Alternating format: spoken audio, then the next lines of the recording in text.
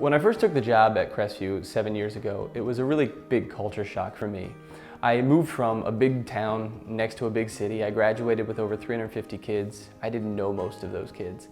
I moved to a small farming community. There's no stoplights in the school district.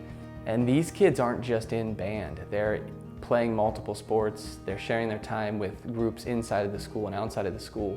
And so as I'm teaching my first band camp, I have kids coming to me and telling me they're gonna have to miss band camp to go to the fair and show their animals, or they're gonna miss an evening rehearsal because they need to shampoo their cow. So I kept finding these roadblocks everywhere I turned, and the things that I valued as a band director, the things I thought were important, seemed to be falling on deaf ears. So I knew I had to step back from that situation and maybe reevaluate what I was doing and how to do it. And so I thought a lot about Che Guevara's quote from the Motorcycle Diaries, where he said, "If you let the world change you, you can change the world." And I realized that even though I'm not trying to change the world, I am trying to change their world. So I had to take the time to get to know them and get to know their community and their lives and what was important to them. When I did that, I think it really changed me. And when the kids saw that change in me, I think it really had an impact on them, because they saw that I wasn't just trying to push my ideas on them, but that I was really trying to get to know them and their lives. And I think that made me a better person and a better teacher, but I think it also allowed me to actually make an impact with these students and in this community. In my classroom, there's a couple things that I like to do that I think are unique to me.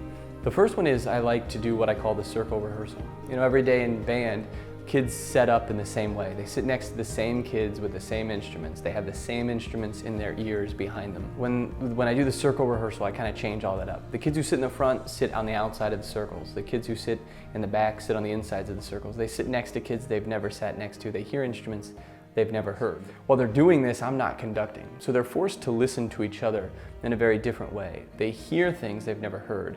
They notice kids can play things they didn't know they could play. They're more involved in the music. It brings a better performance, but for the kids it's actually really exciting, because it's not just the monotony of every day, they're creating music, and it's up to them to make those musical decisions, because I can't make them for them if I'm not in front of them. Another thing that's really important to me is technology. In our music theory classroom, every student has a Mac in front of them. They have music notation software. So they're not just learning the theory and then writing it on paper and turning it in, they're actually typing it out in this software. They're hearing what they're creating. I think technology in the classroom allows music to be something much more than just notes on a page. For a lot of those kids who maybe playing isn't what they want to do, but learning about music and technology kind of is exactly what they want. I think a lot about this year. The group was probably the biggest high school group I've ever taught, but mostly freshmen and sophomores. More than half the group was freshmen and sophomores.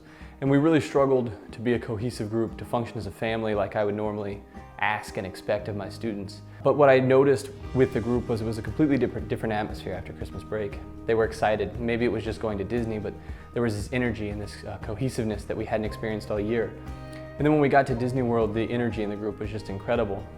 And the day of our performance in Disney World, it was like a surreal experience. And I think it really hit them and it hit me when we turned the corner in front of Cinderella's castle, and over the loudspeakers they announced and introduced us, and the crowd erupted and the kids were overwhelmed, thousands of people screaming and yelling and taking pictures and taking videos. And I think at that moment they realized that all the work, the practice, the hours that we put in, the constant push to be better, to do better, it made sense finally. They'd put so much love and passion into what they were doing, and they finally got that back, but not from just their parents and their peers, but from strangers. And they got something out of that performance that is very rare. It's an experience that you can't necessarily teach.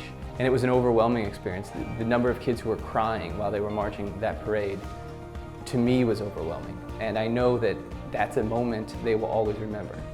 And so when I think of a proud moment, I can't think of anything bigger than that.